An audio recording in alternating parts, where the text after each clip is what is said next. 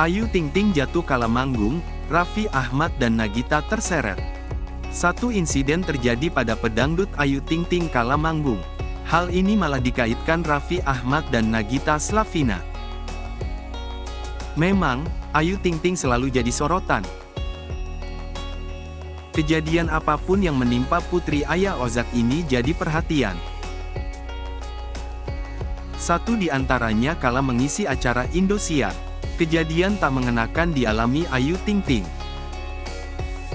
Penyebabnya, Ayu Ting Ting tampak terjatuh di atas panggung saat bernyanyi. Insiden Ayu Ting Ting jatuh ini langsung ditatap jutaan mata penonton baik live ataupun di rumah. Nah, insiden ini malah dikaitkan dengan kehadiran Raffi Ahmad dan Nagita Slavina di acara yang sama. Diketahui Ayu Ting Ting saat itu sedang bernyanyi dengan ditemani para dancer. Namun insiden tak terduga datang di tengah lagu saat Ayu Ting Ting bernyanyi.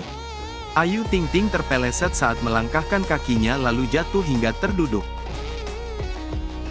Ayu Ting Ting disebut-sebut grogi lantaran ditonton Raffi Ahmad.